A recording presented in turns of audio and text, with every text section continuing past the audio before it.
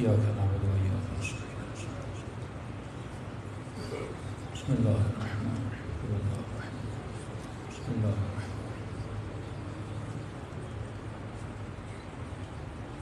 ربنا تقبل منا إنك أنت السميع العليم صلوات پڑھے محمد وعلى محمد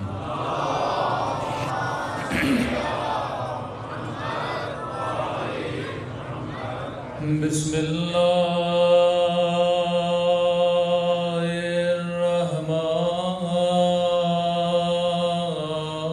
الرحمن الرحيم الحمد لله رب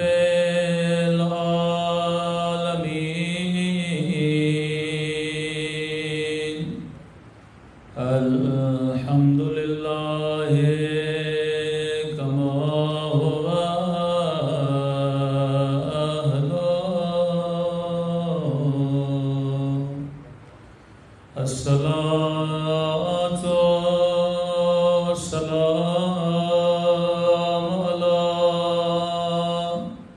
سيد المرسلين وخاتم النبيين أبي القاسم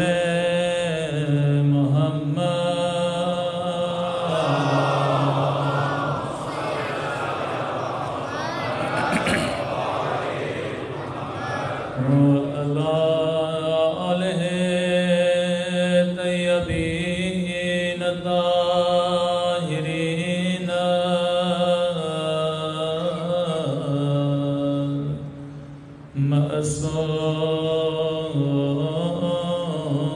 معصومين دعائیں سلامتی اللهم كل وليك حجة ابن الحسن صلواتك عليه وعلى آبائه في هذه الساعة وفي كل وليا وحافظا وقائدا وناصرا ودليلا وعينا حتى تسكنه أرضك وتمتعه فيها برحمتك يا أرحم الراحمين صلوات پڑھیں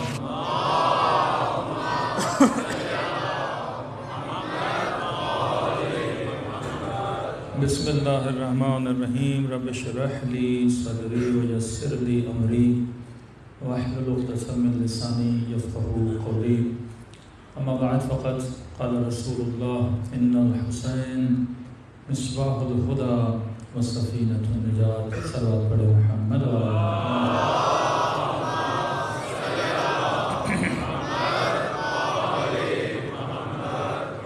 دعا ہے پروردگار عالم ہم سب کی عبادتوں کو اپنی بارگاہ میں قبول فرمائے اور جس مقصد زندگی کی وجہ سے ان فرش اعضاء پہ جمع ہیں خدا ہم سب کا بیٹھنا اپنی بارگاہ عالی میں قبول کرے اور اس مقصد حیات میں بھی ہم سب کو کامیابیاں نصیب فرما دے۔ کل آپ کی خدمت میں عرض کیا کہ مجالس جب ایک موضوع پہ ہوتی ہیں تو اس موضوع کے ساتھ چلنا مفید رہتا ہے۔ بیچ میں سے اگر ایک دن بھی یا کوئی پوائنٹ مس ہو جائے تو کئی مباحث سمجھانے میں پھر مسائل ہوتے ہیں۔ ہم نے عرض کیا کہ کربلا ایک واقعے کا نام نہیں ہے، کربلا ایک کہانی نہیں ہے، کربلا ایک قصہ نہیں ہے۔ اگر کہانی ہوتی تو اتنا خرچہ کرنا بنتا نہیں تھا، اگر قصہ ہوتا تو اربوں روپے صرف ایک قصے کو سنانے کے لیے خرچ نہیں کیے جاتے، نہ ہی عقل مندی ہے۔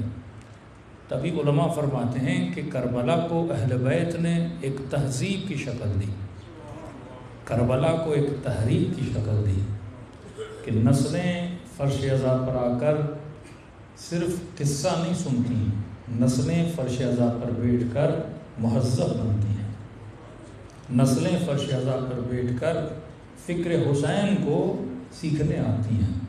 کیونکہ قصہ سنانا ہوتا تو خدا قرآن میں اتنے قصے نہ سناتا، وہاں پر خود کہتا ہے کہ وَاعْتَبِرُوا یا اُولِي الْأَلْبَابِ، اے صاحبان عقل، اے صاحبان شعور، ان قصوں سے عبرت حاصل کرو۔ تو کیوں بار بار، اللہ نے ایک ہی زندگی ہمیں دی ہے، 60 سال یا 70 سال، اب 60 سال کی زندگی میں بار بار ٹھوکریں کھا کر اور اس ٹھوکروں سے سیکھ کر، کوئی ٹھوکر 40 میں لگے گی، کوئی 45 میں لگے گی، اور باقی زندگی تیری کتنی ہے؟ یعنی ہم چاہیں بھی تو 1000 سال حضرت نوح کی زندگی کا تجربہ یہاں نہیں لے سکتے، ہم چاہ کر بھی حضرت ابراہیم کی ساری زندگی کے تجربے یہاں نہیں لے سکتے۔ تو امیر المومنین کا وہ جملہ کہ خدا نے علی کو زندگی کم دی، لیکن علی نے کم زندگی میں گزشتہ امتوں کے تجربوں کو دیکھ کر بہت کچھ علی نے سیکھا ہے، کہ گویا زندگی 60 سال کی ہے پر علی کا علم ہزاروں سالوں سے بھی زیادہ ہے۔ یعنی اگر تو 60 سال کی زندگی میں 1000 سال کا علم حاصل کرنا چاہتا ہے تو قرآن کے قصوں کو پڑھ، اور ابراہیم، حضرت نوح، حضرت ادریس، حضرت اسماعیل، حضرت شیس، جتنے قصے میں نے انبیاء کے بتائے ہیں ان کی عبرتوں سے سیکھ، کیونکہ جو یوسف کے ساتھ ہوا وہی تیرے ساتھ ہوگا، جو ابراہیم جس امتحان میں گئے وہی امتحان تجھ سے بھی لیا جا سکتا ہے، جو امتحان حسین ابن علی سے لیا گیا کربلا کے میدان میں، شکل بدل سکتی ہے، ڈوز کم اور زیادہ ہو سکتا ہے، لیکن امتحان تجھ سے بھی لیا جائے گا۔ امتحان مال، ابتلاء اولاد، بیماری کا امتحان، فقر و فاقہ کا امتحان، کبھی شہوت میں گناہ کی دعوت، کبھی لالچ میں آ کر گناہ کی دعوت، یہ ساری چیزیں تیرے ساتھ بھی ریپیٹ ہوں گی۔ بدن بدلتا ہے، کریکٹر نہیں بدلتا، شکل بدلتی ہے، خواہش نہیں بدلتی۔ وہی خواہشیں جو زمانے کے لوگوں کی تھیں وہی خواہشیں تمہاری ہیں۔ اب وہ کسی اونٹ کی خواہش کرتے تھے تو گاڑی کی خواہش کرتا ہے، وہ کسی جھوپڑی کی خواہش کرتے تھے تو کسی فلیٹ کی خواہش کرتا ہے، وہ بھی کسی عورت کے عشق میں مبتلا تھے تو بھی اسی طرح اپنے زمانے میں کئی عشقوں میں مبتلا ہے۔ وہاں پر بھی کوئی شہرت پسند تھا، یہاں پر بھی تو شہرت پسند ہے، وہاں پر بھی جھگڑا کرسی کا تھا، یہاں پر بھی جھگڑا کرسی کا ہے۔ چیزیں وہی ہیں، چہرے بدل رہے ہیں، شکل بدل رہی ہے۔ اب سوال یہ ہے کہ تو کہاں کھڑا ہے؟ جوانوں کے لیے چھوٹی سی مثال دوں گا، جس طرح کرکٹ کی ٹیم ہوتی ہے یا فٹ بال کی ٹیم ہوتی ہے، ٹیم باقی رہتی ہے، پلیئرز بدلتے رہتے ہیں۔ ٹیم وہی ہوتی ہے، اصول وہی ہوتے ہیں، قوانین وہی ہوتے ہیں۔ اب 94 میں اگر بال گریس سے کراس کر کے چلا جاتا تھا تو تب بھی 4 کہلاتا تھا، آج بھی 4 کہلاتا ہے۔ تب بھی ایک اوور میں 6 بال ہوتے تھے، آج بھی ایک اوور میں 6 بال ہے۔ بس فرق یہ ہے تب چلانے والا کوئی اور تھا، آج چلانے والا کوئی اور ہے۔ تب بیٹ کسی اور کے ہاتھ میں تھی، آج کسی اور کے ہاتھ میں ہے۔ تو پلیئرز بدل رہے ہیں لیکن کھیل کے قانون نہیں بدل رہے۔ اسی طرح اس زمانے میں جو کھیل کھیلا جا رہا تھا یہی کھیل اس زمانے میں کھیلا جا رہا ہے، پلیئرز کو بدلا جا رہا ہے۔ اب سوال یہ ہے کہ یہ تو نے طے کرنا ہے کہ تو حسین کی ٹیم کا کھلاڑی ہے یا یزید کی ٹیم کا کھلاڑی ہے۔ نعرہ حیدری، تو نے یہ طے کرنا ہے کہ واقعاً تو کس کے میدان میں کھڑا ہے۔ حسین ابن علی کے میدان میں کھڑا ہے، تو کس کے گراؤنڈ میں کھڑا ہے۔ یہ نہیں ہو سکتا کہ تو یزید کی ٹیم میں، یزید کے گراؤنڈ میں کھڑا ہو کے حسین کا نعرہ مارے۔ پہلے تو نے گراؤنڈ کو طے کرنا ہے کہ میں کس گراؤنڈ میں ہوں، اور اس گراؤنڈ میں کھڑے ہو کر اپنے اصولوں کے تحت نہیں، حسین کے اصولوں کے تحت تو نے کھیلنا ہے. شریعت انہی اصولوں کا نام ہے, حدود الہی اسی اصول کا نام ہے کہ یہ بدن ایک کھلاڑی ہے, اللہ کی ٹیم میں جانا ہے یا شیطان کی ٹیم میں جانا ہے. اور اگر خدا کی ٹیم میں جانا ہے تو صحیح طریقے سے کھیلنا ہے, کیونکہ اگر ہو اللہ کی ٹیم میں, جس طرح کھلاڑی چیٹ کر رہتے ہیں پاکستان کی ٹیم میں, اگلی ٹیم سے پیسے لے کر اور ان کی طرف سے کھیلنے لگیں, کہیں ایسا تو نہیں ہے تو ہے تو حسن کے لشکر میں اور امیر شام سے پیسے لے کے اس کے لشکر میں چلا جائے. یہ کھیل ہمیشہ چلتا رہا ہے. اب یہ میں نے فیصلہ کرنا ہے کہ واقعا میں کس میدان کے اندر ہوں اور کس کا کھلاڑی ہوں. اور دوسری چیز یہ کہ اہل بیت کی زندگی کے 3 حصے ہیں. اب میں نے یہ سوچنا ہے کہ اہل بیت کی زندگی کا کون سا حصہ میرے لیے پریکٹیکل ہے. کئی ایسے اہل بیت کی زندگی کے حصے ہیں جن کا مجھ سے کوئی لینا دینا نہیں ہے, ان کا لینا دینا بھی علی سے ہے, ان کا لینا دینا بھی رسول سے ہے. مثلا رسول خدا نبی ہیں, اب ان کی خصوصیت ہے, میں نبی تو نہیں بن سکتا نا. مولا علی معصوم ہیں, یہ ان کی خصوصیت ہے, میں معصوم تو نہیں بن سکتا نا. اللہ نے ان کو علم لدنی عطا کیا ہے, اب علم لدنی سے میرا کوئی لینا دینا نہیں ہے, یہ ان کی خاصیت ہے. پہلا پہلو ان کے معجزات, ان کے مقامات. اب ان کے مقامات ان کے ہیں, ان سے میرا کوئی لینا دینا نہیں ہے. اب یہ نہیں کہ ان کے مقامات کو سن کے میں اس مقام پہ آ جاؤں, یہ امر محال ہے. میں معصوم نہیں بن سکتا, میں امام نہیں بن سکتا, میں صاحب وحی نہیں بن سکتا, میں صاحب کتاب نہیں بن سکتا. یہ وہ کچھ مخصوص چیزیں ہیں جو خدا نے اہل بیت کے لیے رکھی ہیں. دوسرا ان کی زندگی کا پہلو کون سا ہے؟ وہ پہلو یہ ہے کہ مثلا وہ کپڑے کون سے پہنتے تھے, کن سواریوں پہ بیٹھتے تھے, کن گھروں میں بیٹھتے تھے, گھروں کی بناوٹ کیسی تھی, جب کھانا کھاتے تھے تو پلیٹ میں کھانا کون سا ہوتا تھا. اس سے بھی میرا لینا دینا نہیں ہے, کیونکہ اس زمانے کی سواری اور تھی, اس زمانے کی سواری اور ہے. اس زمانے کے گھروں کی بناوٹ اور تھی, اس زمانے کی بناوٹ اور ہے. اس زمانے کے کپڑے اور تھے, اس زمانے کے کپڑے اور ہیں بعض ایسے بے وقوف مسلمان جو ان چیزوں کو فالو کرتے ہیں جبکہ اس سے ہمارا لینا دینا نہیں ہے. مثلا مٹی کے برتن میں کھاتے تھے تو صاحب کہنے لگے ہم بھی مٹی کے برتن میں کھائیں گے. کچھ کہتے ہیں نبی کی زلفیں بڑی تھیں تو ہم بال بڑے کر لیں گے. کچھ کہتے ہیں مثلا نبی ایسے کپڑے پہنتے تھے لہٰذا ہم ایسے کپڑے پہنیں گے. ہاں اگر حکم رسول ہو کہ تم نے یہ لباس پہننا ہے, حکم کو میں نے فالو کرنا ہے. کل میں نے مثال دی تھی, اگر حکم رسول ہو کہ بھائی گلاس ایسا ہونا چاہیے جو پاک و پاکیزہ ہو, اس حکم کو میں نے فالو کرنا ہے. ایسا گلاس نہ ہو جس کے اندر چھید ہو, اس کے بیچ میں شیطان چلا جاتا ہے. شیطان سے مراد ابلیس نہیں ہے, شیطان ہر اس چیز کو بولتے ہیں جو انسان کو نقصان پہنچانے والی چیز ہے. اس چیز کے اندر نہ پینا, مثلا چھید ہو اس گلاس کے اندر, اگر حکم ہو تو میں نے فالو کرنا ہے. لیکن اگر حکم نہیں ہے تو بعض ایسے لوگ آتے تھے صوفیہ کے لباس میں, چھٹے امام پر اعتراض کیا, 8ویں امام پر اعتراض کیا کہ آپ کا لباس تو بڑا نرم ہے, آپ کا لباس تو بڑا اچھا ہے, آپ کے بابا علی کا لباس تو ایسا نہیں تھا, آپ کی سواریاں ایسی ہیں, آپ کی روٹیاں ایسی ہیں, آپ کے کپڑے ایسے ہیں. تو امام نے بھی جواب دیا تو صحیح کہہ رہا ہے کہ میرا لباس ویسا نہیں ہے جیسے میرے بابا علی کا تھا. کہ وہ کیسے؟ امام نے فرمایا کیونکہ میرے بابا کا زمانہ اور تھا,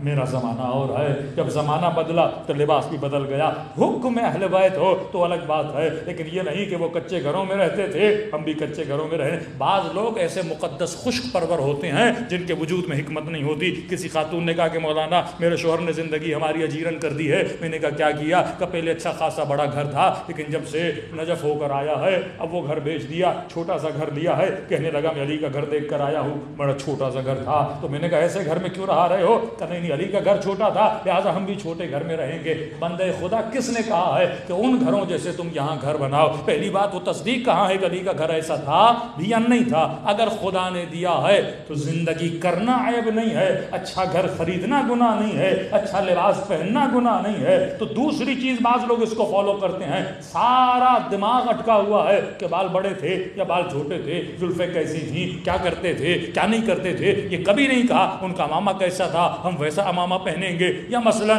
عرب سفید لباس بہت پہنا کرتے تھے, روایات میں بھی ہے کہ مستحب ہے. اب اس زمانے میں عرب کے معاشرے میں کیونکہ دھوپ بڑی شدید ہوتی تھی لہذا سفید لباس جو ہے گرمی کو باہر پھینکتا ہے اور ٹھنڈک لاتا ہے, سفید لباس پہنتے تھے. نازک لباس پہنتے تھے. اب کوئی کینیڈا میں رہنے والا, مائنس کی ڈگری میں رہنے والا کہے کہ نبی نازک لباس پہنتے تھے میں ویسا لباس پہن کر نکلوں گا, یہ خلاف حکمت ہے. تم نے اپنا زمانہ دیکھنا ہے. اب سارے لوگ مثلا آج کے زمانے کے گلاسوں میں پانی پی رہے ہیں, آپ مٹی کا برتن لے کر آؤ. نہیں, نبی مٹی کے برتن میں پانی پیتے تھے. ہیں ایسے مسلمان پاکستان میں جو حکمت سے خالی ہے, جن کو پتہ ہی نہیں کہ ہم نے انبیاء کی زندگی کا کون سا حصہ فالو کرنا ہے. ارے برتنوں کی بات کرنی ہوتی تو خدا موسیٰ کے برتن نہ بتاتا, موسیٰ کی سواریاں نہ بتاتا، یوسف کے برتن نہ بتاتا، یوسف کے کپڑوں کا ذکر نہ کرتا، خدا کس چیز کا ذکر کر رہا ہے؟ وہ پہلو جس کا میری زندگی سے کوئی لینا دینا ہے، پریکٹیکل چیزوں کو اپنانا چاہیے جن کا فائدہ اور جن کا لینا دینا میری زندگی سے ہو۔ ہیں سے مسلمان جو بعض ایسی چیزوں کو فالو کرتے ہیں، اب مٹی کے برتن ہیں، کپڑے ویسے سمجھتے ہیں پہن رہے ہیں، لیکن جناب نے اے سی بھی چلایا ہوا ہے، جناب نے کیمرہ بھی رکھا ہوا ہے، جناب نے ٹی وی بھی رکھا ہوا ہے۔ نبی کے زمانے میں تو اے سی نہیں تھا، نبی کے زمانے میں تو ٹی وی نہیں تھا،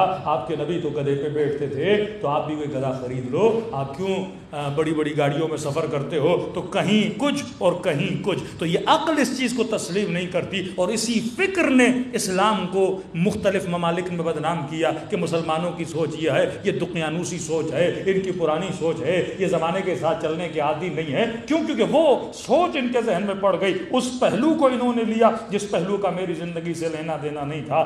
تیسرا پہلو اہل بیت کی زندگی کا وہ اصول ہے جن کے تحت اہل بیت نے زندگی گزاری ہے۔ مثلاً کہا لباس پہنو، لیکن لباس حیا ہونا چاہیے، لباس پہنو لباس عفت ہونا چاہیے۔ اب ایک اصول بتا دیا، اب کسی بھی کلچر کا لباس ہو، میں نے یہ پوائنٹ نوٹ کرنا ہے کہ اس لباس کے اندر حیا ہے کہ نہیں ہے، اس لباس کے اندر عفت ہے کہ نہیں ہے۔ کہ کھانا کھاؤ لیکن حلال کھاؤ، طیب کھاؤ، طاہر کھاؤ۔ اب رسول خدا نے تو کبھی بریانی تو نہیں کھائی ہوگی نا پاکستان والی، کبھی انہوں نے پاکستانی نہاری تو نہیں کھائی ہوگی نا۔ اب بولے رسول نے کبھی نہیں کھائی لہٰذا میں نہاری نہیں کھاؤں گا۔ انہوں نے اصول بتا دیا، کھانا جو بھی ہو حلال ہونا چاہیے، طیب ہونا چاہیے، طاہر ہونا چاہیے۔ اب تم حلال کھانا ڈھونڈو، طیب کھانا ڈھونڈو، طاہر کھانا ڈھونڈو، کسی بھی کلچر کا کھانا ہو، رزق تو پروردگار عالم کا ہے، کوئی بھی دانہ ہو زمین سے نکال تو خدا رہا ہے، بسم اللہ کر کے اللہ کا نام لے کے حلال حیوان کو ذبح کرو، حلال کمائی کے ذریعے سے اس چیز کو خریدو۔ اور طیب کا مطلب یہ ہے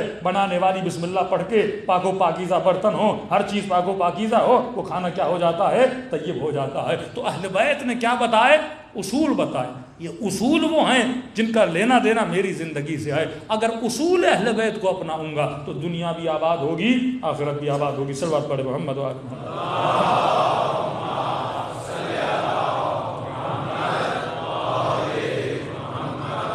اب موضوع کو کیونکہ تھوڑا کھولنا ہے، تمہید میں اسی لیے مان رہا ہوں۔ دوسری چیز، جس طرح اہل بیت کی زندگی کے 3 پہلو ہیں، اسی طرح 3 طرح کے بھی مسلمان ہوتے ہیں۔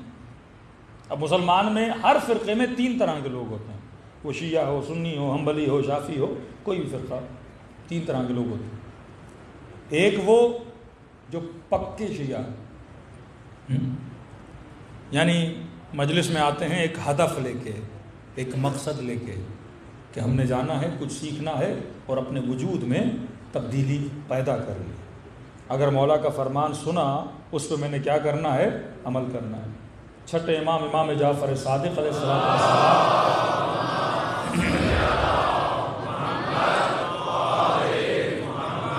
مولا کا صحابی امام کے پاس آئے، کہنے لگا مولا کچھ آپ کے عقیدت مند، آپ کو امام ماننے والے ہیں، لیکن ان کی عادتیں آپ سے نہیں ملتی۔ کہتے ہیں کہ جعفر ہمارا امام ہے لیکن عادتیں آپ سے نہیں ملتی۔ مولا کبھی کبھی شراب بھی پیتے ہیں، گناہ بھی کرتے ہیں، جھوٹ بھی بولتے ہیں، لیکن بولتے یہ ہیں کہ آپ ان کے امام ہو۔ راوی کہتا ہے جیسے امام کو کہا نا، امام نے کہا واللہ ما انا بامام، قسم کھائی کہ خدا کی قسم میں ان کا امام نہیں ہوں۔ دنیا بھلے بولے کہ فلاں میرا امام ہے، تیرا امام بولے نا تو اس کا امام ہے۔ فرمایا واللہ ما انا بامام، خدا کی قسم میں ان شرابی ان زانی لوگوں کا امام نہیں جن کی عادتیں مجھ سے نہیں مل رہی ہیں۔ پھر فرمایا انا امام من اطاعنی، ہم اس کے امام ہیں جو ہماری اطاعت کرتا ہے، اگر اطاعت نہیں تو امام کیسا؟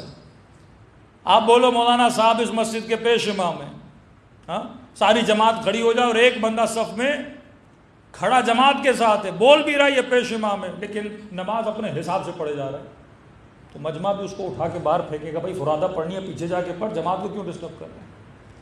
جماعت کے ساتھ رہنا ہے تو پیش امام کو دیکھ، وہ سجدے میں جائیں تو سجدے میں جا، وہ رکوع میں جائیں تو رکوع میں آ۔ امام فرماتے واللہ ما انا بامام، تصور کرو امام علی آگے کھڑے ہیں، پیچھے سلمان، ابو ذر، مقداد، عمار، مولا علی کی تقلید کر رہے ہیں، بیعت کر رہے ہیں، جو علی کر رہے ہیں وہ کرتے جا رہے ہیں، اور بیچ میں چند لوگ ہیں جو کہتے ہیں علی ہمارا امام ہے، لیکن وہ نہیں کر رہے جو علی کر رہے ہیں۔ تو جس طرح صف جماعت سے بندے کو پھینک دیا جاتا ہے، اسی طرح علی ایسے بندوں کو نکال کے پھینک دیتے ہیں کہ تو مجھے مان رہا ہے لیکن مجھے امام نہیں مان رہا، اور میں خدا کی قسم میں ان کا امام نہیں ہوں۔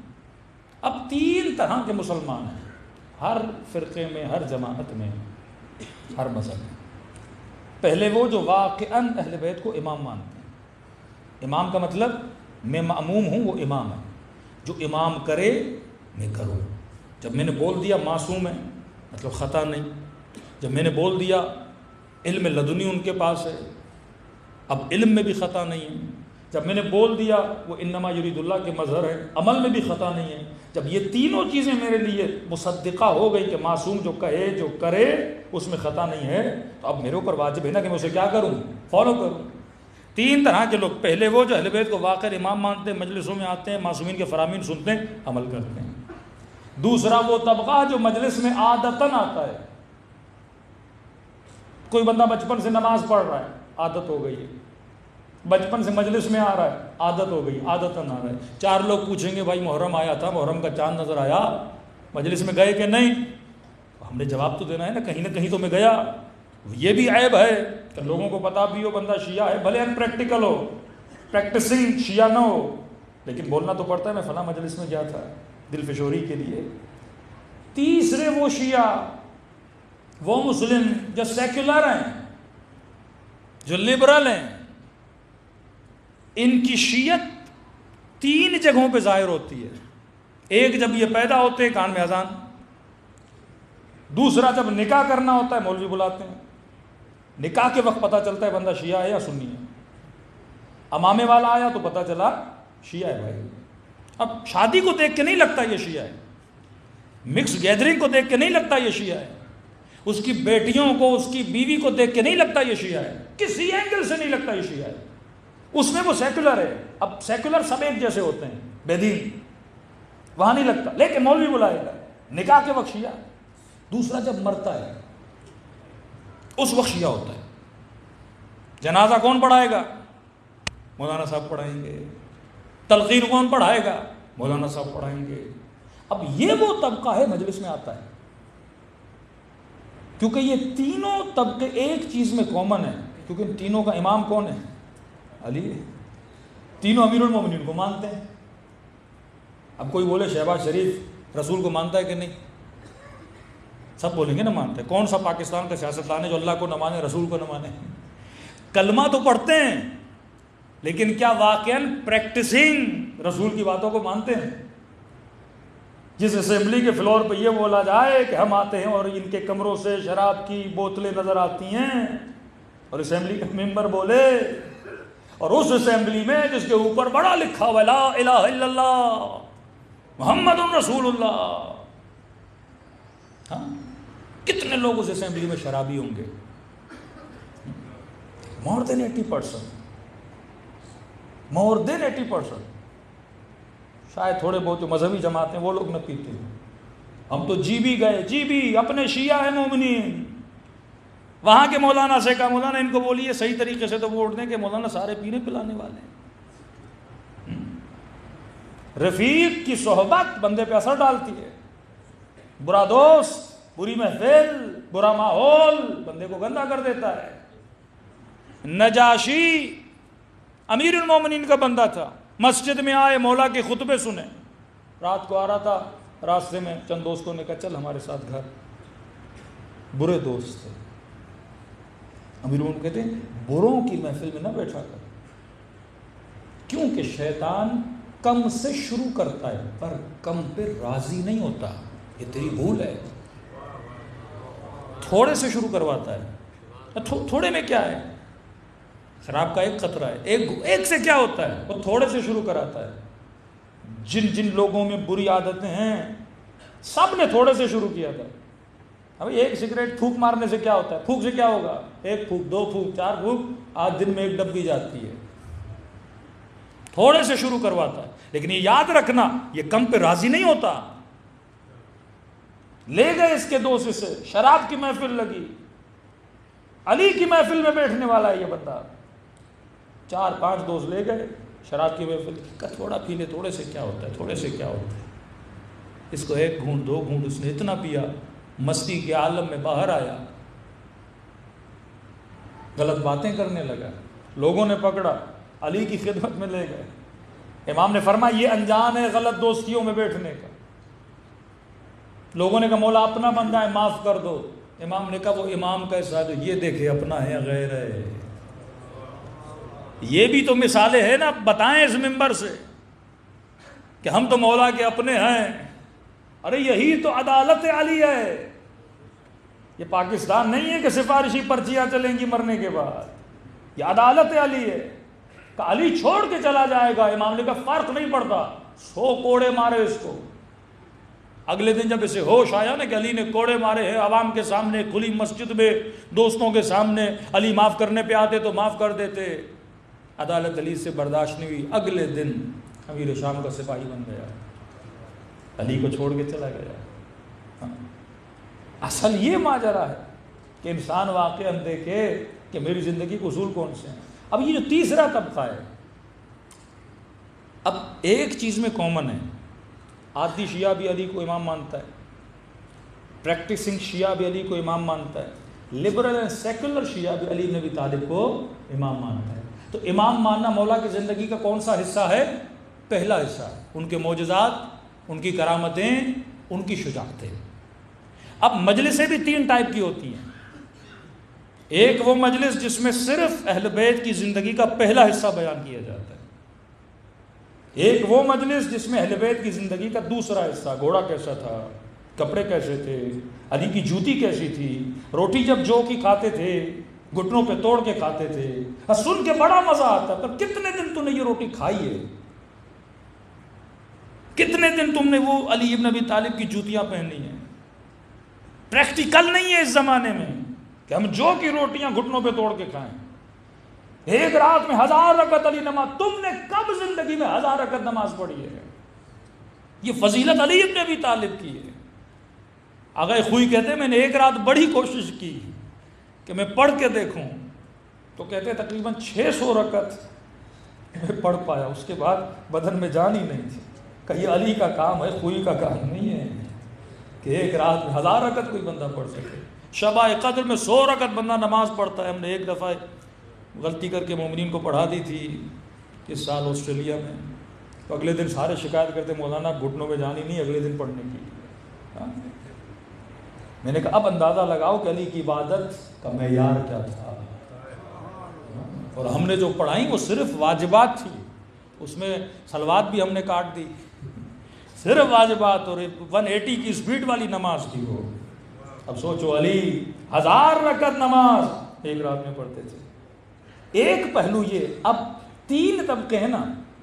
پہلا مولا کے زندگی کا پہلو کسی مجلس میں بیان ہوتا ہے, دوسری زندگی کا پہلو بیان ہوتا ہے. یہ لبرل طبقہ اور عادی شیعہ پہلا پہلو سننا پسند کرتا ہے. کیوں؟ کیونکہ اس پہلے پہلو کا اس کی زندگی سے کوئی لینا دینا نہیں. اب میں بولوں گا مولا نے مرحب کو بچھاڑا, انتر کو بچھاڑا, عمرو بن عبدود کو مارا, علی غیر فرار تھے, علی رجل تھے, علی کرار تھے. اب تینوں طبقے اگر مجلس میں بیٹھے ہوں گے, واہ واہ کیا کہنا, کیونکہ مولا تو سب کا ہے, علی تو سب کا ہے. مسئلہ آتا ہے تھرڈ سے, جب اہل بیت کے اصول کی بات آتی ہے. جب علی نے اصول کو اجرا کیا تو نجاشی علی کو چھوڑ کے چلا گیا. جب مولا کو تخت ملا, اپنی عدالت کو امام نے اجرا کرنا چاہا, پریکٹسنگ عدالت لوگوں پہ اتارنی چاہیے, تو زبیر چھوڑ کے چلا گیا, طلحہ چھوڑ کے چلا گیا, میدان جنگ میں علی کے سامنے کھڑے ہو گئے. تھرڈ جو پوائنٹ ہے اس کو سننے کے لیے جگر چاہیے, ہمت چاہیے ہوتی ہے. میں مثال دوں, آپ میری مجلس میں کسی سیاستدان کو ساتھ لا کے بٹھا دو اور پوری مجلس میں رشوت پہ پڑھنا شروع کر دوں, تو سارا مجمع اسی کو دیکھے گا, مولوی کو شکار مل گیا. اب مجمع میں کچھ مومنین کی داڑیاں ہیں, کچھ کی نہیں, اور آج میں پوری مجلس داڑھی پہ پڑھوں تو سارے اشارے کریں گے نا مولانا آج آپ کے لیے ہی پڑھ رہے ہیں. کچھ خواتین حجاب, کچھ خواتین حجاب میں کم. اب میں پوری مجلس حجاب پہ پڑھ دوں تو وہ خواتین بولے گی نا مولانا کس پہ پڑھ رہے ہیں. یہ جو پریکٹیکل اصول زندگی اہل بیت ہوتے ہیں ان کا تعلق مجھ سے ہوتا ہے، اور کیونکہ میرے وجود میں حب ذات ہے، کیونکہ میں اپنی اصلاح نہیں کرنا چاہتا، کیونکہ میں خود کو ان جیسا نہیں بنانا چاہتا، میں ہارٹ ہوتا ہوں، تبھی آپ کو ان پریکٹیکل مجالس میں لوگ زیادہ نظر آتے ہیں۔ کیوں زیادہ نظر آتے ہیں؟ کیونکہ ان کا ان کی زندگی سے زیادہ لینا دینا ہے ہی نہیں۔ ایک مولانا تھے، کسی وڈیرے نے ان کو بلایا، مونچھیں بھی ان کی ماشاءاللہ اتنی بڑی تھیں، اور علاقے میں مشہور تھا یہ بندہ شراب پیتا ہے، اور مولانا نے پوری مجلس مونچھوں کی مذمت میں اور شراب پہ پڑھ۔ اس نے کہا کون سا مولوی تھا جو مجھ سے دشمنی کرانے کے لیے تم نے بلایا تھا؟ اب وہ بندہ اسٹیج پہ ہی بیٹھا ہے، پوری مجلس آپ سمجھیں کہ داڑھی پہ پڑھی جا رہی ہے، اور مولانا یہ تک بول دیا اتنی بڑی مونچھیں شیور کی تھی۔ اب سارا مجمع اسے دیکھنے لگا۔ یہ قبلہ یار محمد شاہ صاحب کا واقعہ ہے، بانی یہ مجلس تھا، بیٹھا ہوا تھا، بڑی مونچھیں تھا، تو اس نے بھرے مجمع میں کہا تمہیں بتاؤں شمر کیسا تھا؟ قبلہ یار محمد شاہ صاحب نڈر تھے، بھرے مجمع میں کہا بتاؤں شمر کیسا دکھتا تھا؟ سارا مجمع پریشان۔ اس کو کہا کھڑے ہو جاؤ۔ یہ بیچارہ کھڑا ہوا، عصا ہوتی تھی ان کے پاس، ایسا تھا، شکل ایسی تھی، لیکن اس اقدام نے اس بندے کو ہدایت دی۔ کہتے ہیں اگلی مجلس میں اس بندے نے مونچھیں بھی کم کی، چہرے پہ داڑھی بھی سجائی، اور رو کر منبر پر بولا کہ واقعاً میں آج کے بعد ایسا چہرہ نہیں بناؤں گا جس سے جناب زینب کو تکلیف دی۔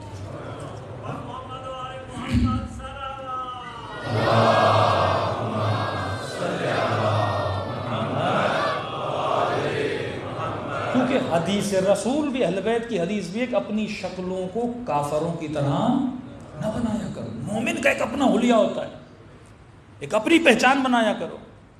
آج سیکولر لوگوں کی، بے دین لوگوں کی ایک اپنی شکل ہوتی ہے نا، دور سے پتہ چلتا ہے بندہ کس کا ہے کس کا نہیں۔ جب میں کرکٹ ٹیم کی بات کر رہا ہوں، اگر آپ پاکستانی ٹیم کو سپورٹ کر رہے ہو، اور گراؤنڈ میں جب پاکستانی ٹیم کو بچے سپورٹ کرنے جاتے ہیں تو شرٹس گرین، چہرے پہ نشان ویسے لگ جاتے ہیں، آپ اپنے رنگ سے بتاتے ہو میں کس ٹیم کا ہوں، آپ اپنے حلیے سے بتاتے ہو میں کس کو سپورٹ کرنے والا۔ تو بندے خدا یہاں بھی ٹیم ہے، کوئی امام ضلالت کا ہے، کوئی امام ہدایت کا ہے، کچھ اولیاء طاغوت کے ہیں، کچھ اولیاء اللہ کے ہیں۔ اب یہ تو نے مشخص کرنا ہے کہ واقعی تو کس ٹیم کا بندہ ہے، اور یہ مشخص کیسے ہوگا؟ محرم میں جب کالے کپڑے پہنتے ہو سب کو پتہ چلتا ہے نا کس ٹیم کا بندہ ہے، حسین کی ٹیم کا بندہ ہے نا۔ محرم کے دن شیعہ فاقہ رکھ کے بتاتے ہیں کہ ہم کس ٹیم کے ہیں، اور وہ روزہ رکھ کے بتاتے ہیں کہ ہم کس ٹیم کے ہیں۔ تیرا عمل بتاتا ہے کہ واقعاً تو کس ٹیم کا بندہ ہے۔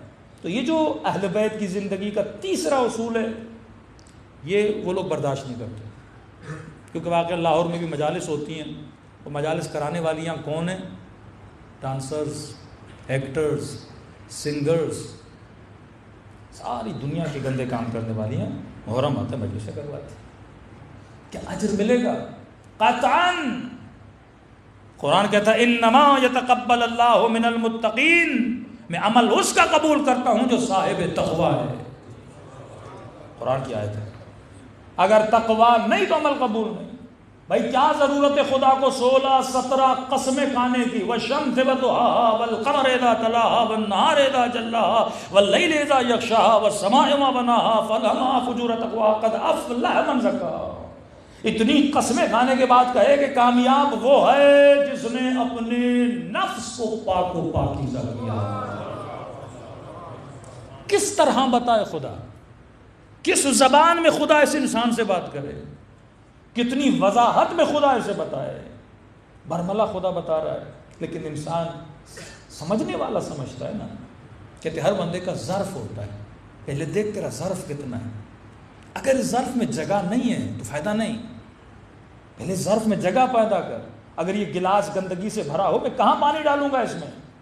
پہلے گندگیوں سے خالی کر، گلاس کو پاک کر، پھر اس کے اندر آب زمزم ڈال، پھر اس کے اندر پاک و پاکیزہ پانی ڈال۔ مجلس میں آنے سے پہلے یہ پہلے مان، ایکسیپٹ کر کہ واقعاً میرے اندر خامیاں ہیں، واقعاً میرا رنگ حسین سے نہیں ملتا، واقعاً میری سوچ میری فکر علی بن ابی طالب جیسی نہیں ہے، اب میں نے بنانی ہے۔ بچہ اسکول میں ڈلواتے سوچ کے جاتا ہے نا میں نے پڑھنا ہے، یونیورسٹی جاتا ہے سوچ کے جاتا ہے نا میں نے کچھ سیکھنا ہے، کوئی پی ایچ ڈی کرنے جا رہا ہے، کوئی ماسٹرز کرنے جا رہا ہے، بھائی کچھ سوچ کے جا رہا ہے نا، انویسٹ کر رہا ہے کہ 4 سیمسٹر 8 سیمسٹر پڑھوں گا جا کے کچھ سیکھوں گا۔ اسی طرح جب مجلس میں آؤ یہ سوچ کے آؤ کہ واقعاً میں نے خود کو چینج کرنا ہے، اگر میں چینج نہ کروں مجلس کا کوئی فائدہ ہے نہیں، دنیا کچھ بھی بولے، جب تک میرے اندر چینج نہیں آتا۔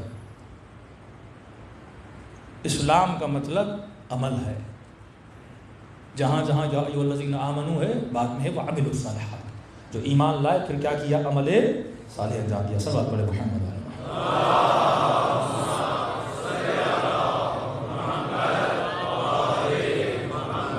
ایک واقعہ سنیے اس کے بعد میں کل کے اپنا اصول کی طرف آتا ہوں کہ کتنی سختی ہے پروردگار عالم کی۔ کہ ایک تاجر تھا بڑا نیک، بعض لوگ واقعاً خیر ہوتے ہیں نیک ہوتے ہیں، بیوگان کی مدد کرنا، یتیموں کی مدد کرنا، بچیوں کی شادیاں کرانا سب کرتا تھا، بے انتہا نیک، نمازی، تہجد گزار، اہل بیت کا ذکر کرنے والا۔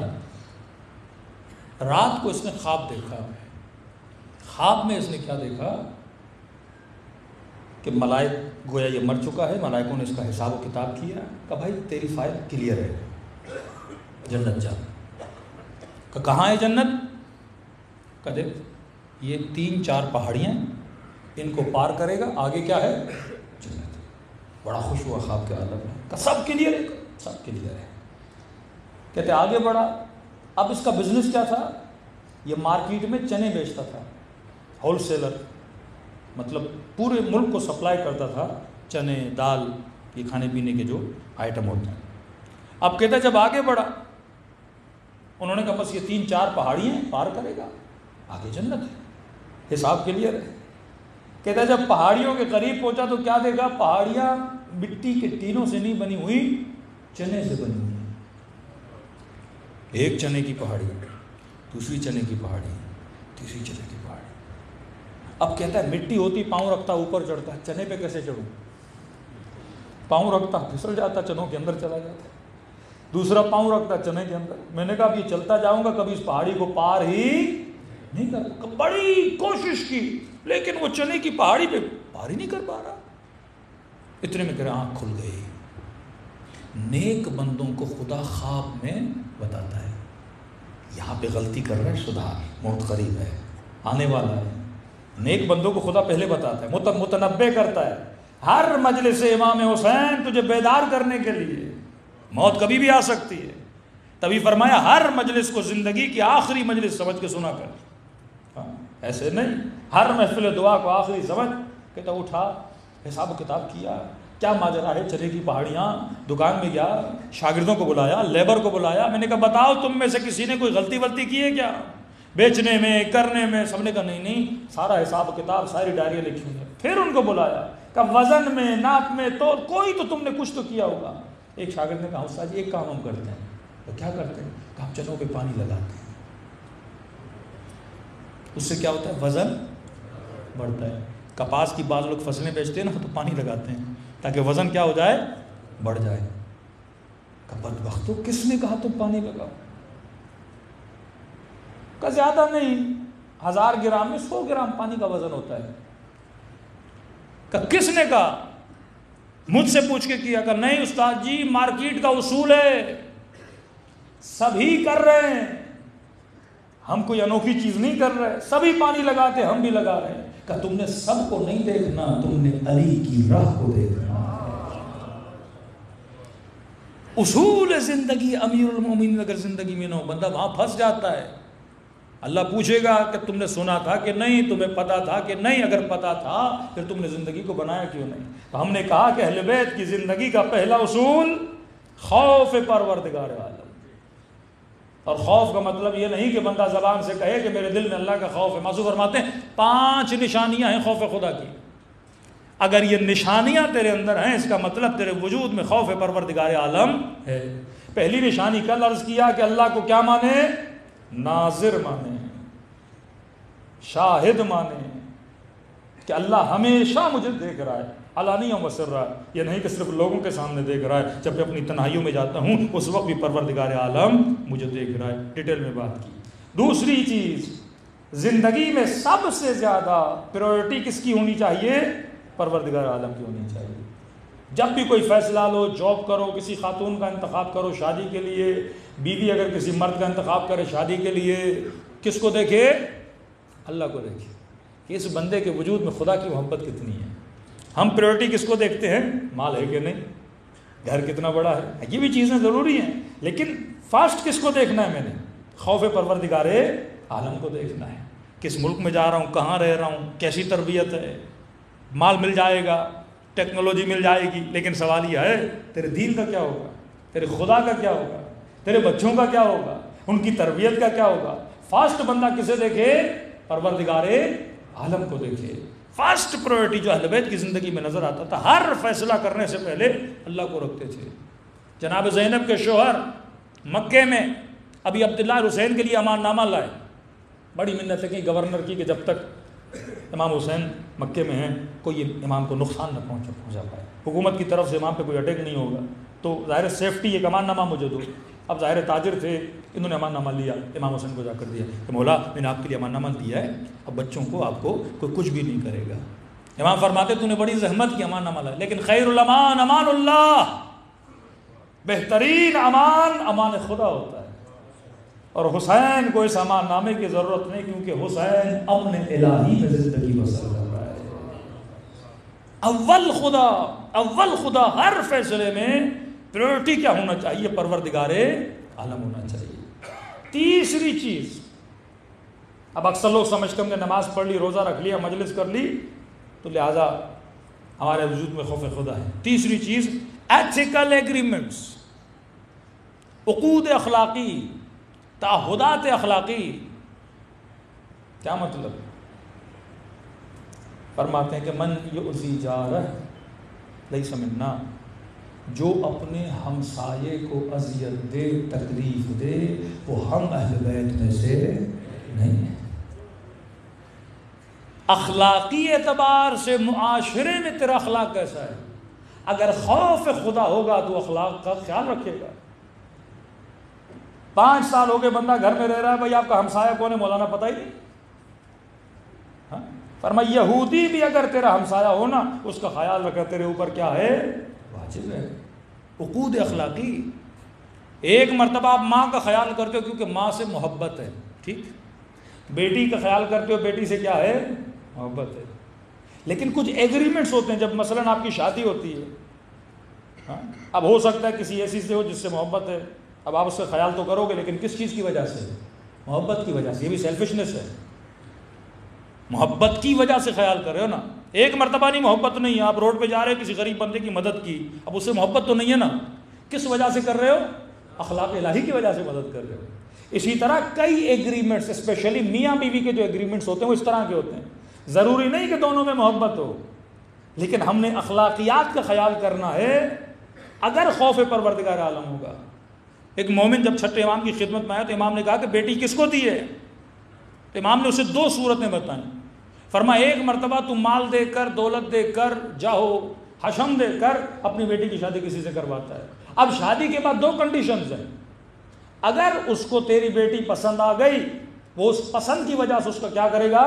خیال کرے گا، لیکن اگر اسے وہ پسند نہیں ہوگی کیونکہ خوف خدا نہیں ہے، وہ اس کے ساتھ کیا کرے گا؟ ظلم کرے گا۔ دوسری کنڈیشن یہ ہے تم نے بیٹی اس کو دی جس کے اندر خوف خدا تھا۔ اب یہاں پر بھی 2 کنڈیشن ہیں، اگر پسند آ گئی تو خیال کرے گا، لیکن اگر پسند نہیں آئی کیونکہ خوف خدا ہے تیری بیٹی پر ظلم نہیں کرے گا۔ ایتھیکل ایگریمنٹس، عقود اخلاقی۔ اگر 2 مومنوں کے بیچ میں اخلاق نہیں ہے، 2 بھائیوں کے بیچ میں اخلاق نہیں ہے، 2 بہنوں کے بیچ میں اخلاق نہیں ہے، 2 علی والے ایک دوسرے سے نفرت کرتے ہیں، دونوں کے دلوں میں ایک دوسرے کے لیے بغض ہے، لیکن نماز بھی پڑھ رہے ہیں، مجلس میں بھی آ رہے ہیں، اس کا کوئی فائدہ نہیں ہے۔ رسول خدا گھر میں بیٹھے ہیں، اچانک کیا دیکھا؟ گلی میں 2 مومنوں کا کیا ہو گیا؟ جھگڑا ہو گیا۔ باہر نکلے، یہ بھی نشانی ہے اخلاقیات میں سے. دو مومنوں کو لڑتا ہوا دیکھو, فوراً بیچ میں کودو اور ان کا کیا کراؤ, صلح صفائی کراؤ. بہترین عبادتوں میں سے ہے. میاں بیوی میں جھگڑا ہے, ان کی صلح کراؤ. دو مومنوں میں جھگڑا ہے, ان کی صلح کراؤ. کبھی کبھی کیا ہوتا ہے, چھوٹی چھوٹی باتوں پہ مومنین آپس میں ناراض ہوتے ہیں. کئی ایسے کیسز ہمارے سامنے آئے. مثلاً 50,000 اس نے فلاں مومن کے نہیں دیے, بیچارے کے پاس پیسے نہیں ہیں, مقروض ہے. اب اس 50,000 کی وجہ سے اس نے وہ اناد, وہ دشمنی, 50,000 کی وجہ سے 5 سال سے دو مومن آپس میں بات نہیں کر رہے. اب آپ کو پتا ہے 50,000 کا مقروض ہے, اگر توانائی خدا نے دی ہے اپنی جیب سے دیکھے ان دو مومنین کا کیا کرا دو, صلح کرا دو. اس سے بہتر کام کو نہیں ہو سکتا. یہ اخلاقیات میں سے ہے. تعہد اخلاقی, تو ذمہ دار ہے, ہر کسی کے حوالے سے ذمہ. رسول خدا فرماتے ہیں جب ایک خاتون مر گئی, دفن کر کے واپس آئے, نبی نے فرمایا ابھی خدا نے اسے حبس کر دیا. کہ رسول اللہ کیوں؟ کہ اس نے اپنے گھر میں ایک بلی کو بند کیا تھا. ایک بلی کو اس نے بند کیا تھا. ایک بہت بڑے بنی اسرائیل کے عابد زاہد کہتے ہیں اچانک میری عبادت سے لذت ختم ہو گئی. اب مناجات میں مزہ نہیں آ رہا, نماز پڑھ رہا ہوں سجدوں میں مزہ نہیں آ رہا, پریشان. پروردگارا کوئی خطا ہو گئی, کوئی غلطی ہو گئی. کبھی کبھی آپ کو نماز میں بڑا لطف آتا ہے, لیکن کبھی کبھی مزہ نہیں, دل کرتا ہے مصلی بس چھوڑ دوں, جلدی ختم کروں, جلدی پڑھ دوں. وہ سکون, وہ اطمینان, وہ نہیں ملتا انسان کو.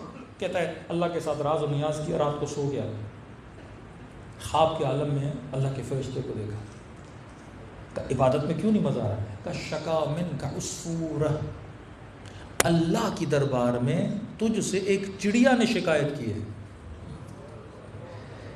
چڑیا نے شکایت کی ہے, عبادت کا مزہ ختم ہے. چڑیا نے شکایت کی ہے, مناجات خدا میں مزہ نہیں آ رہا. کہتے اچانک نیند سے اٹھا, کیونکہ اس نے سب کچھ کاؤنٹ کیا تھا, چڑیا اس کے ذہن میں آ ہی نہیں رہی تھی. کبھی کبھی ہم جن چیزوں کو بڑا سمجھتے ہیں وہ بڑی نہیں ہوتی, اور جن چیزوں کو چھوٹا سمجھتے ہیں وہ چھوٹی نہیں ہوتی. ہر چیز اللہ کے دربار میں کاؤنٹیبل ہے.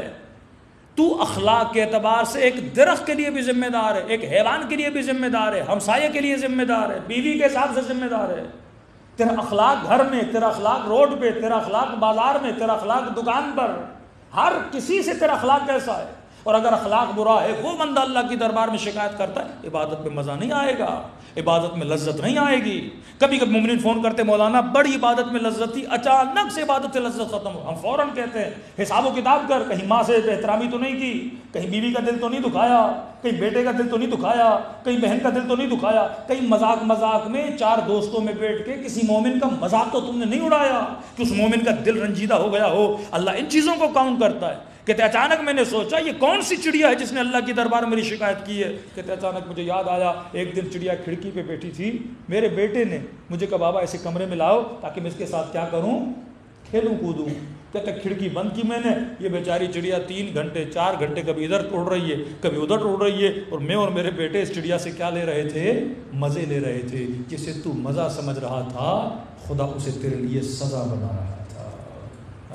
ایک چڑیا کا دل دکھانے سے عبادت کی لذت کیا ہو جاتی ہے, ختم ہو جاتی ہے. تبھی امیر المومنین فرماتے ہیں المؤمن کالعسل, مومن کی مثال کس طرح ہے, شہد کی طرح ہوتی ہے. شہد ذاتاً خود بھی میٹھا ہے, جو اسے چکھتا ہے وہ بھی کیا ہو جاتا ہے, میٹھا ہو جاتا ہے. کہ مومن جس بھی محفل میں بیٹھتا ہے وہ مٹھاس ہوتی ہے. عزیز زندگی بار بار نہیں ملتی, زندگی کو جہنم نہ بنا.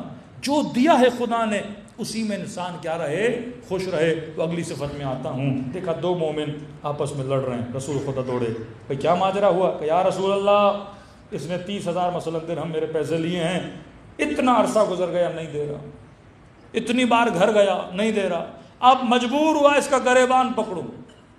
نبی نے سے ایک حدیث سنائی کہ سن ان للہ ذل, جنت میں اللہ کا ایک سایہ ہے.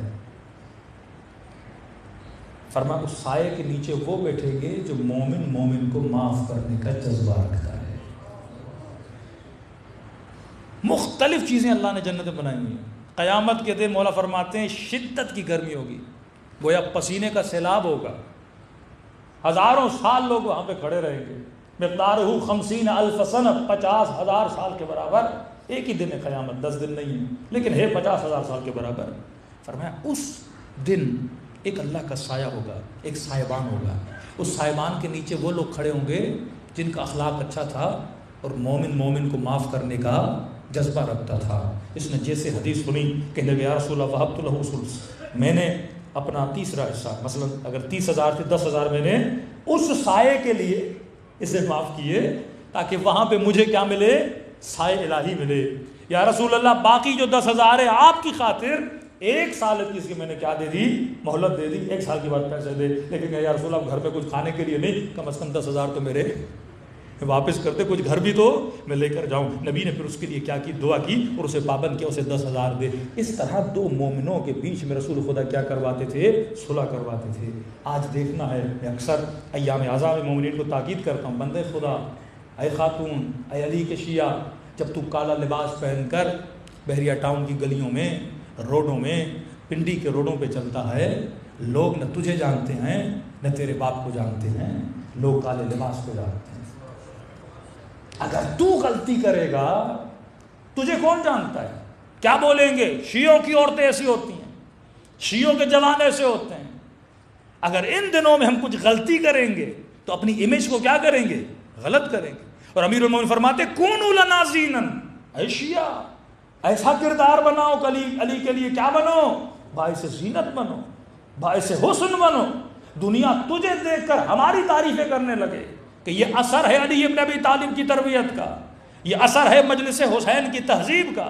یہ تہذیب اگر قوم میں آ جائے پھر قومیں ترقی کرتی ہیں، پھر لوگ آپ کو فالو کریں گے، پھر آپ کو لوگ رول ماڈل بنائیں گے۔ تو جب تک یہ تہذیب ہمارے وجود میں نہیں آتی، اخلاقیات کی پابندی نہیں آتی، ہم سایے کے ساتھ گھر میں بڑے مسائل ہیں، آج کل طلاق کا ریشو بڑھتا جا رہا ہے، احساس نہیں ہے کہ واقعا یہ جو میں نکاح کرتا ہوں یہ ایگریمنٹ ہے۔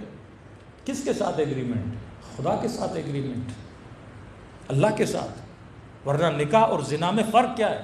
لذت تو وہی ہے، بیچ میں کچھ الفاظ آتے ہیں نا، یہ الفاظ اللہ کے ساتھ ایگریمنٹ ہوتا ہے۔ عورت اللہ کے حضور اللہ کو وعدہ دیتی ہے میں وفادار رہوں گی، مرد اللہ کے حضور وعدہ دیتا ہے خدا محنت کروں گا، نفقہ لاؤں گا، بچوں کی صحیح تربیت کروں گا، عورت کا صحیح طریقے سے خیال کروں گا۔ اب مس مینجمنٹ ہوتی ہے گھروں میں، جب انسان کو یہ نہیں پتہ ہوتا کہ ماں کا حق کیا ہے، بہن کا حق کیا ہے، بیوی کا حق کیا ہے، مس مینجمنٹ کر لیتا ہے، اس میں یا ماں پہ ظلم ہوتا ہے یا بیوی پہ ظلم ہوتا ہے یا بہنوں پہ ظلم ہوتا ہے۔ تو یہاں پہ عقل مند انسان وہ ہے جو سب کو اپنا حق دے، تاکہ نہ یہاں پہ شرمندہ ہو نہ قیامت میں۔ رسول کے صحابی جناب معاذ، یہ روایت انسان کے وجود کے رونگٹے کھڑے کر دیتی ہے کہ وہ صحابی جس میں رسول اپنے پنجوں پہ اس کے جنازے میں چل رہے تھے، اصحاب نے کہا یا رسول اللہ پنجوں پہ کیوں چل رہے ہیں؟ کہ اس قدر ملائکوں کی رش ہے اس کے جنازے میں۔ پھر پوچھا یا رسول اللہ کس وجہ سے؟ کہ کثرت سے قل هو اللہ احد کی تلاوت کرتا تھا، جان باز جنگ غالباً احد بھی ہے، اتنا عظیم جلیل القدر صحابی، لیکن دفن ہونے کے بعد رسول کی آنکھوں میں آنسو تھے کہ ابھی قبر میں فشار ہو رہا ہے، فشار قبر ہو رہا ہے، قبر سے تکلیف دے رہی ہے۔ تکلیف میں یا رسول اللہ جس کے جنازے میں اتنے ملائکہ آئیں، جس کو دفنانے آپ آئیں، کہ میں نے جو دعا کرنی تھی کر لی، لیکن یا رسول اللہ عذاب کیوں ہو رہا ہے؟ فرمایا کیونکہ گھر میں بیوی کے ساتھ اخلاق کا اچھا نہیں تھا، تھوڑا تند تھا، غصے کا تیز تھا، ہارٹ کرتا تھا لوگوں کو اپنے غصے کی وجہ سے۔ فرمایا اسی وجہ سے خدا اسے تکلیف دے رہا ہے، کیونکہ مثقال ذرۃ خیرا یرہ ومثقال ذرۃ شرا یرہ۔ گھر جنت ہونا چاہیے ایک علی کے چاہنے والے کا۔ 3 صفت ہو گئیں۔ تیسری صفت، مومن اللہ کو ناظر مانے، پریورٹی زندگی میں امپورٹنس کس کو دے؟ سب سے پہلے فیصلوں میں خدا کو دے۔ تیسری چیز اخلاقیات کے اعتبار سے لوگوں کا، حیوانات کا، رشتہ داروں کا، بہنوں کا، بھائیوں کا خیال کرے۔ تیسری صفت۔ چوتھی صفت، نہا نفسہ عن الہویٰ، جس کے اندر خوف خدا ہے وہ ہوس باز نہیں ہوتا۔ آج سب سے بڑا مسئلہ معاشرے کا ہوس بازی۔ یہ نہیں کہا کہ گناہ نہیں کرتا، گناہ تو ویسے نہیں کرنا چاہیے مومن کو۔ فرمایا علی کے چاہنے والا ہوس باز نہیں ہوتا، جس کے دل میں خوف پروردگار۔ اب یہ ہوس کیا ہے؟ شکم پرستی ہوس ہے۔ کئی لوگ ہوتے ہیں کھانے کے شوقین۔ ہمارے دوست ہیں کراچی میں، اچھے نوے خان ہیں، بہت متقی آدمی، نہ کسی کی غیبت سنتا ہے نہ برائی کرتا ہے، لیکن یہ بیماری ہے اس میں، شکم پرست ہے۔ اور ہمارے ساتھ بیٹھتا ہے تو کہتا ہے میں ان مولانا کے ساتھ نہیں بیٹھوں کیونکہ یہ کھانے نہیں دے گا مجھے۔ لیکن خدا نہ خواستہ اکیلا کسی سفرے پہ بیٹھ جائے. اب اسی شکم پرستی کی وجہ سے بی پی بھی ہو گیا, شوگر بھی ہو گئی, لیکن کنٹرول نہیں. یہ ہوس ہے. فرمایا ہوس باز کہ دل میں مطلب خوف خدا نہیں. ہوس حلال چیزوں کے لیے, حرام کی بات نہیں کر رہا, وہ ایک الگ شعبہ ہے. حلالن طیبہ, حلال طیب طاہر کھانا پڑا, لیکن اگر ہوس باز ہو گئے, ہوس بڑھتی ہے تو خوف خدا کیا ہوتا ہے, کم ہو جاتا ہے. شکم پرستی, کبھی کبھی بعض لوگوں میں نکاح کی ہوس ہے, نکاح کی ہوس حلال چیز ہے, بندہ 3 نکاح بھی کر سکتا ہے, 4 بھی کر سکتا ہے, شیعوں کے لیے تو اور بھی دروازے کھلے ہوئے ہیں نا. لیکن اگر ہوس باز بن جائے, چھٹے امام فرماتے جس کے اندر شہوت کی ہوس پیدا ہو جائے وہ ہم اہل بیت میں سے نہیں ہے. جتنے حلال راستے خدا نے رکھے ہوس کے لیے نہیں رکھے, ضرورت کے لیے رکھے. بھوک لگی ہے کھانا کھا, پیاس لگی ہے پانی پی, نکاح کی ضرورت ہے نکاح کر, لیکن ہوس باز نہ بن, کسی چیز کا عادی خود کو نہ بنا کہ تیرا پیٹ ہی نہ بھرے, تیری ہوس بجھے ہی نہ, گویا آگ کی جہنم کا ایندھن بن جائے کہ جتنا ڈالے کہ حل من مزید, حل من مزید. فرمائیے ہم میں سے نہیں ہے. شیعہ قناعت پسند ہوتا ہے, کبھی کبھی مال کی ہوس آ جاتی ہے, کمایا انف ہے بندے خدا, تھوڑا ریسٹ کر, تھوڑا آرام کر, اور کماؤ اور کماؤ اور کماؤ. یہ کیا ہے, ہوس ہے. اتنا کما لیا ہے, یہ نہیں کہ نہ کماؤ, اب تھوڑا فیملی کو ٹائم دو, وہی میں آگے آؤں گا, تھوڑا بچوں کو ٹائم دو, تھوڑا بیوی کو ٹائم دو, تھوڑا گھر کو ٹائم دو. یہ بھی عبادت ہے, گھر میں بیٹھنا. امیر المومنین سے امام حسن مجتبیٰ نے پوچھا کہ بابا آپ کی پوری زندگی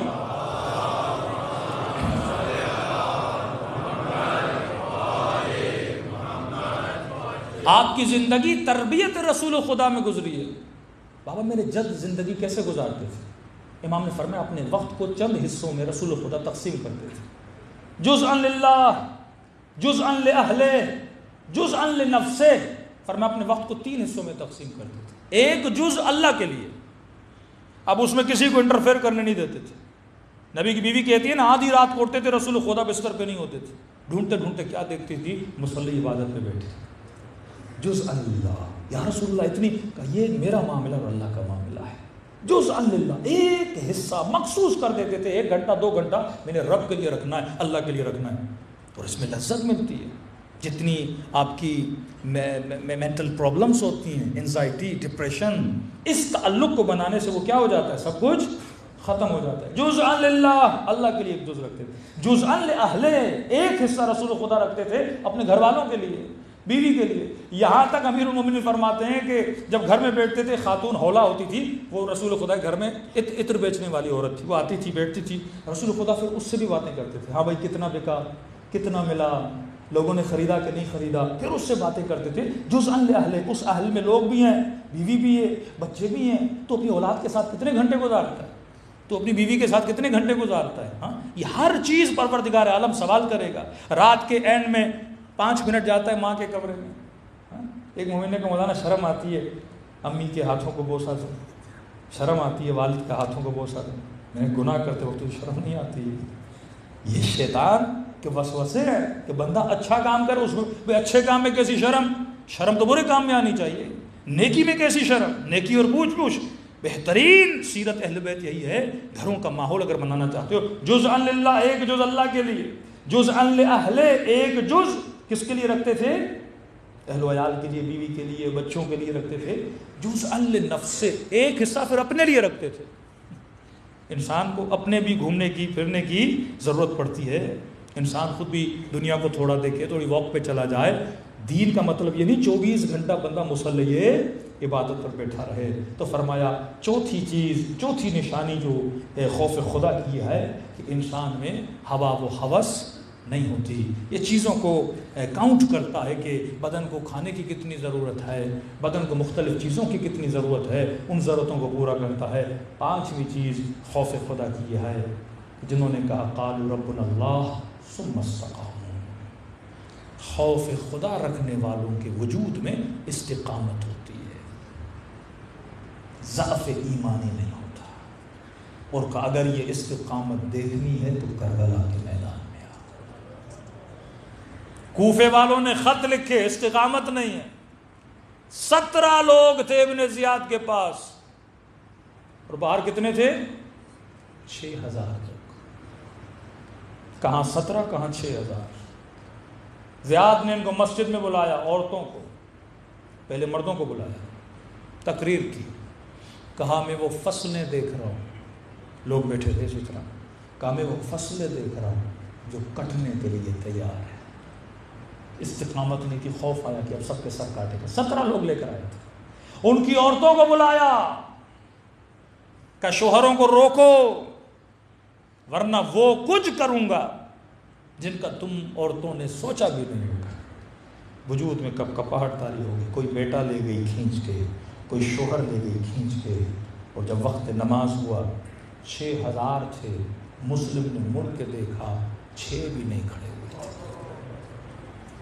استقامت اگر انسان کے وجود میں نہ ہونا, دین کے لیے استقامت, حلال کے لیے استقامت, حرام نہ کرنے کی استقامت, اس پہ کل آؤں گا, وقت بہت گزر چکا ہے.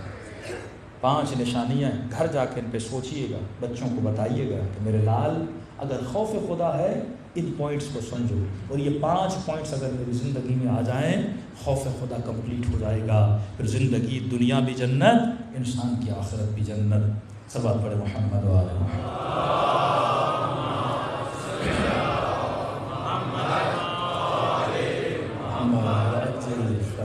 یہ استقامت عباس تھی. کتنی استقامت ہو, ایک بازو کٹتا ہے مشق دوسرے بازو میں دیتے ہیں, دوسرا بازو کٹتا ہے مشق دانتوں میں جکڑ دیتے ہیں. مطلب جب تک جان تھی مشق کو چھوڑا نہیں. بدن میں اور کتنی طاقت ہوتی ہے. امام حسین کے بدن میں جتنی طاقت تھی امام حسین اتنا لڑ رہے تھے کہ آخر میں آواز آئی, یا ایھا النفس المطمئنہ ارجعی الی ربک راضیۃ مرضیہ. تمام ہمتوں کو, تمام انرجیز کو اہل بیت نے بروکار لایا تاکہ کیا کیا جائے, دفاع دین کیا جائے. جناب سیدہ کے پاس جو کچھ تھا اپنا موسم قربان کیا, اپنی پسلیاں قربان کی, حجت تمام کی. انصار کے دروازے پہ گئی, مہاجرین کے دروازے پر گئی, جو کچھ ہو سکتا تھا انہوں نے کیا. حسین ابن علی سے جو کچھ ہو سکا بقائے دین کے لیے, بقائے امت کے لیے انجام دیا. اے مومن اب تیری باری ہے, تیرے پاس جو کچھ ہے, تیری توانائیاں, تیری آنکھیں, تیرا زبان, تیری انرجی, تیرا وقت صرف کر راہ پروردگار عالم میں. کہ معصوم فرماتے ہیں زندگی خواب ہے, یہ خواب ایک دن ختم ہوگا. ہر کسی نے مرنا ہے. ایسی زندگی گزار کہ جب روح بدن سے نکلے اور جب علی کے چہرے کی زیارت ہو تو مولا بولے واقعاً تم نے ہمارے دین پر عمل کیا, اور وہ سینے سے لگائیں. فرمایا خلوص دل سے میرے حسین کو سلام کرو, خدا ثواب زیارت حسین عطا کرتا ہے. خود نام حسین وجود کو بدلتا ہے, بہت ثواب ہے خود نام حسین لینے کا.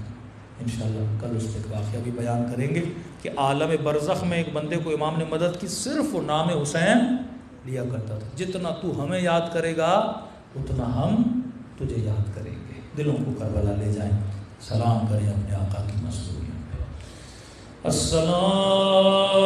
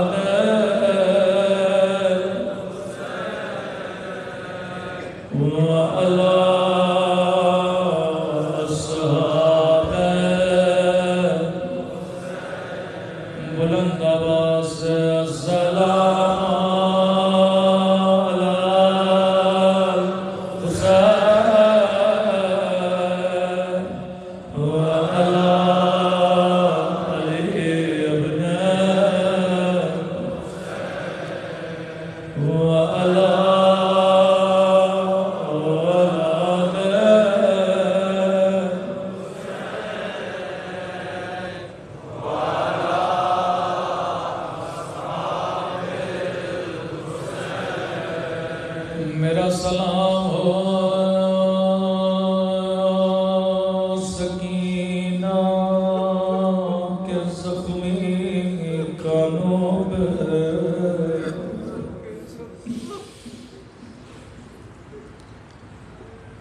میرا سلام ہو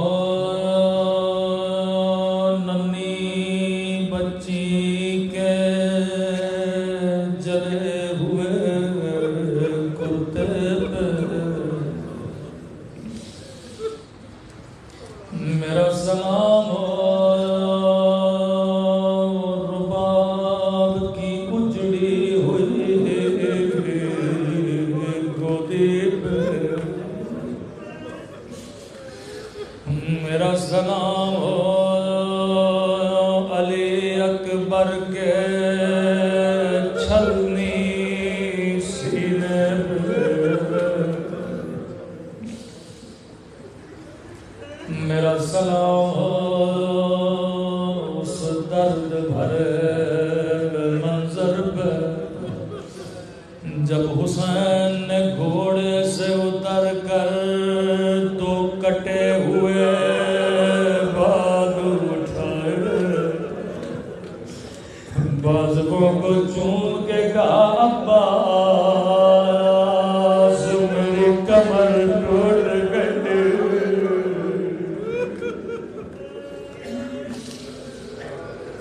راوی کہتا امام سجاد کی نگاہ پانی پہ پڑتی تھی، زار و غدار روتے تھے، کسی جوان کی شادی میں گئے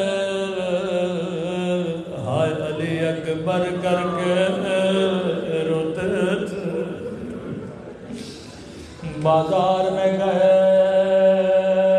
کسائی کی دکان پہ گوشت پہ نگاہ پڑی،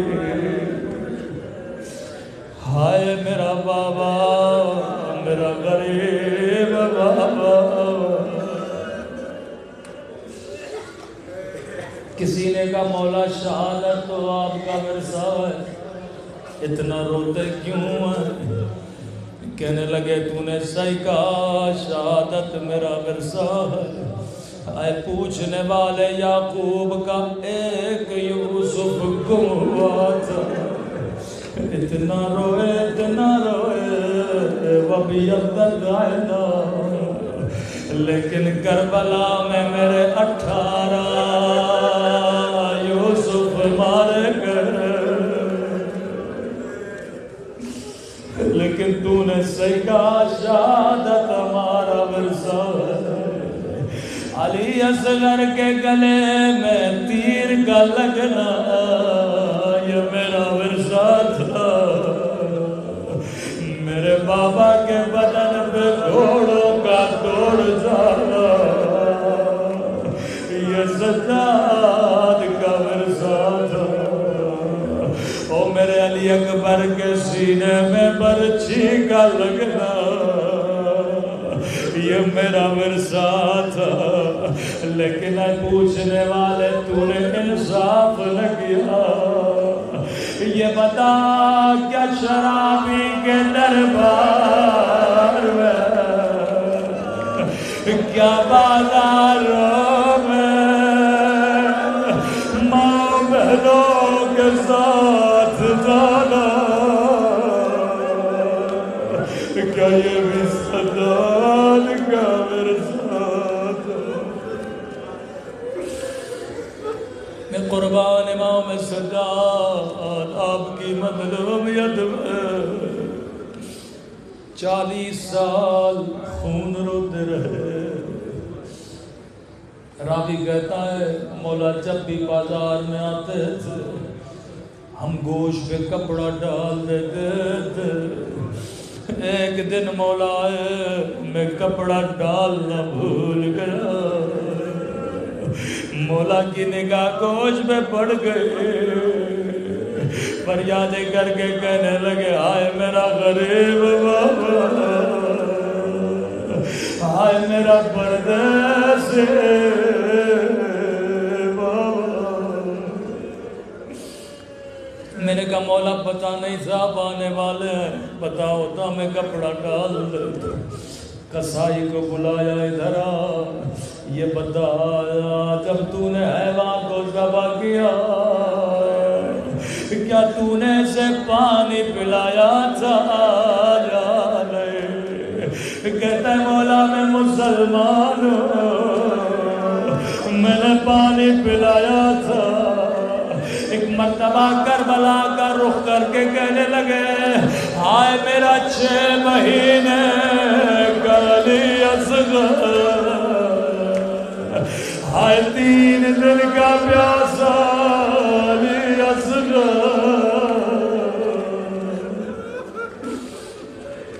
کہ تو نے حیوان کو پانی پلایا لیکن میرا ننھا بھائی تڑپ تڑپ کے چلا گیا۔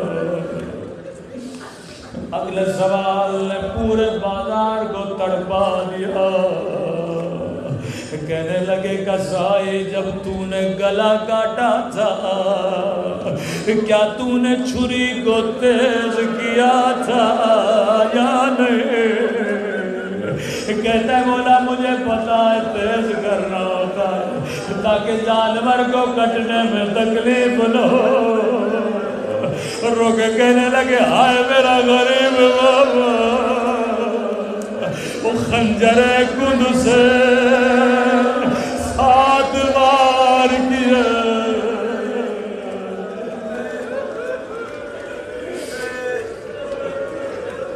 اگلے سوال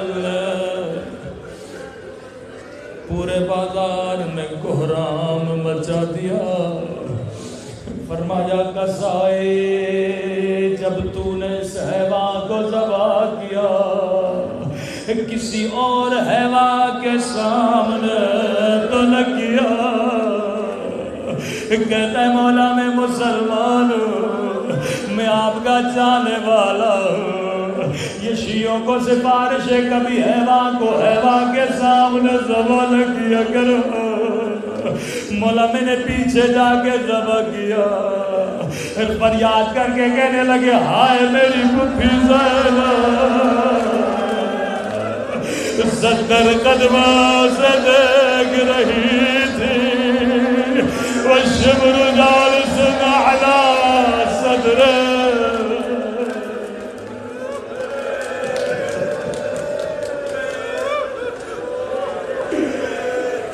میری پھوپھی زینب دیکھ رہے تھے، فریادیں کر رہے تھی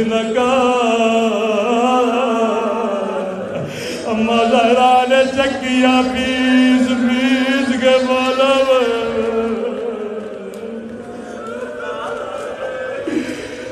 خدا مظلومیت حسین کا واسطہ ہمارے مولا اور آقا امام زمانہ کا ظہور فرما، قبر و قیامت میں شفاعت حسین نصیب فرما، جو مانگا نہیں مانگا اپنے خزانہ قدرت سے ہم سب کو عطا فرما۔ ربنا تقبل منا انك انت السميع العليم۔